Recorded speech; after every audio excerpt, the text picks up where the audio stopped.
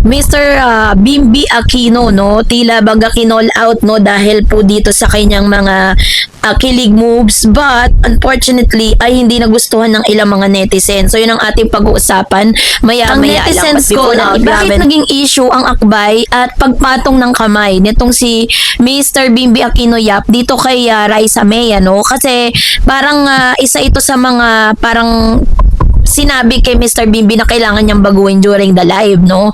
So, dito po kasi syempre sa mundo ng social media, walang nakakalusot bagamat walang masamang intensyon si Bimbi. Mabilis na napansin ng ilang netizen at viewers sa kanyang body language. Sa mga comment section sa TikTok at Facebook, may ilang nag-point out na medyo heavy or too physical tignan ng ganong klaseng akbay. Ngayon, dahil pareho na silang matanda, uy, dalaga na si Raisa. Medyo awkward tignan yung nakapatong yung siko niya, no? Dito sa balikat netong si Bimbi ay ni Raisa May dahil nga magkaiba sila ng height, so parang medyo uncomfortable para kay Raisa, para sa mga netizen na nakakapanood. Napakabigat daw kasi ng braso ni Bim na sana medyo bawasan ang pagiging masyado niyang touchy at sa balikat at leeg. Mas magandang tignan kung gentleman protective akbay ito, ang tinatawag nating constructive call out ng netizen.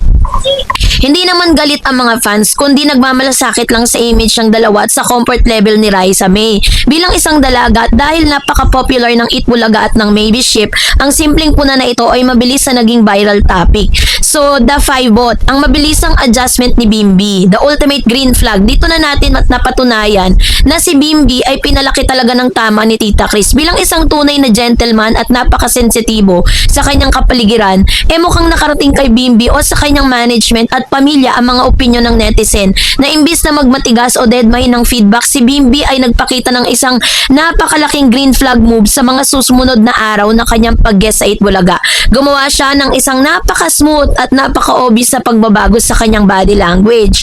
Kung susuriin ang mga video clip bago pagkatapos ng call out, kitang-kita yung pagkakaiba Yung pag-iwas ng leeg or buttock area, wala namang mabigat na braso na nakasampay sa leeg ni Raisa.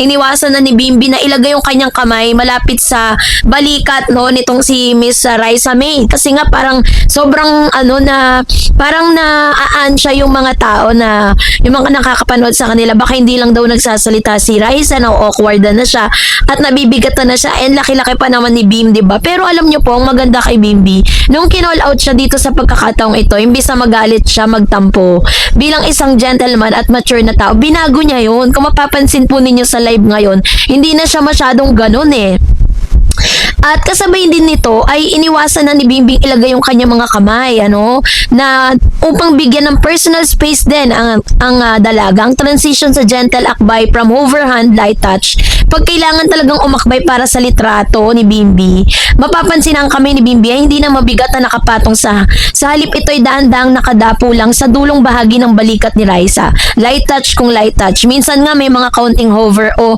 hindi mo na tuluyang idinidikit ang kanilang palad bilang paggalang.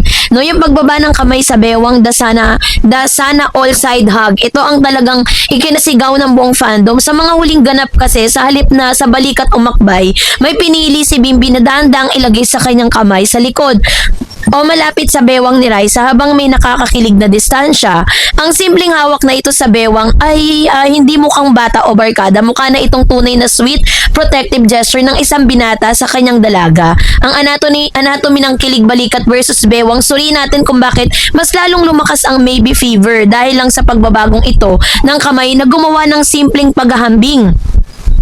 So, kung susuriin kasi ninyo, meron tayong tinatawag na, ano ba yung vibe nito, yung akbay vibe nito, reaction ng mga publiko na mabigat akbay balikat, na parang, para kayo magtropa, para kayo magkapatid, diba? Na parang bata pa rin si My Little Bossing, medyo binatikos dahil parang walang boundaries sa isang dalaga, maingat na hawak sa bewang, banayad, akbay, gentleman, or sweet, may respeto pero may kilig, protective, nag-explode ang social media sa kilig, and it show respect at ang pagtrato kay Raisa bilang isang ganap na babae. So dahil dito ang dating issue ay naging isa sa pinakamalaking asset ng kanilang tambalan. Napatunayan ng mga fans na marunong talagang makinig si Bimbi at napakarespetado niyang tao, no? So dahil dyan, syempre hindi rin maiiwasan yung reaction ng mga netizen. Sabi niya, we are screaming. Nang mapansin ng mga fans ang pagbabagong ito, literal na nagpipiyesa ang mga tao sa TikTok at libo-libong edits na naglipana na naman na may caption na tulad ng grabe si Bimbi, napaka-observant. Nung tinawag pansin sa sa akbay na parang sobrang bigat na nga si Raisa, naging hawak bewang na, naging akbay, magaan na akbay na lang, na sobrang gentleman at iba talagang alagang Chris Aquino. Kitang-kita ang breeding, respeto, at yung Raisa may level, yung respeto kay Raisa nasa level ng 100. Mas kinilig ako nung nakita kong conscious na si Bimbi sa paghawak kay Raisa. Doon ko makikita na tinatrato na niya talagang dalaga si Raisa. Hindi lang basta kalaro dati. May mga gumawa pa ng side-by-side comparison videos na may background music ng mga acoustic club song na ipinapakita nito kung paano dahan-dahang ibinababa ni Bimbi ang kanyang kamay at kung paano naman tinutugon si Raisa sa isang napakatamis ng ngiti. Dating asaran lang sa TV, ngayon ay may seryosong courtship vibes na dahil sa simpleng pag-iingat na ito.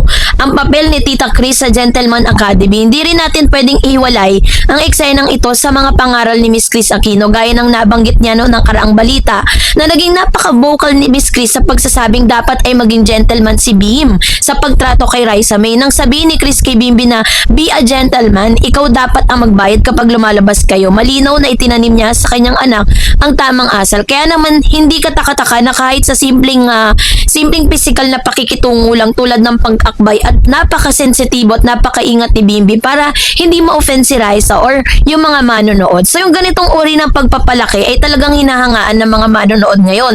Kasi sa panahon kung saan madaling ma-misinterpret ang bawat kilos sa harap ng camera, pinatunayan ni Bimbi na maaari kang maging malapit at sweet sa isang babae nang hindi nawawala ng mataas na antas na respeto at paggalang.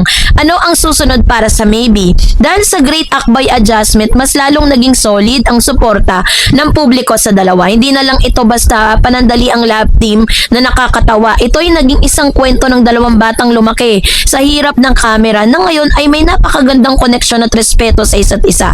Mula sa future mother-in-law joke si Chris Aquino at sa planong engranding shopping spree para kay Raisa hanggang sa maingat na nakakakilig na pag-akbay at paghawak sa kanyang bewang ni Bimbi. Ang kwentong Maybe ay sapat na sa sangkap para maging susunod na malaking teleserye ng totoong buhay. Mananatili ba silang matalik na kaibigan o tuluyan nang hahantong sa totohanang ligawan ang kanilang samahan? Isa lang ang sigurado. Ang buong bansa kasama si Tita Chris at sa mga Dabber Cats ay nakatutok sa bawat galaw ng kamay ni Bim. Sa balikat niyan sa bewang ni Raisa dahil stay tuned besties dahil mukhang simula pa lang to ng pinakamasayang kabanata ng hapon natin. So kayo po, anong yung saloobin patungkol dito, mag-comment kayo sa comment section. And that's it for today. For more videos and updates, please don't forget to like and subscribe and please don't forget to follow my Facebook page, Dar Eds TV and Dar Eds channel. God bless everyone.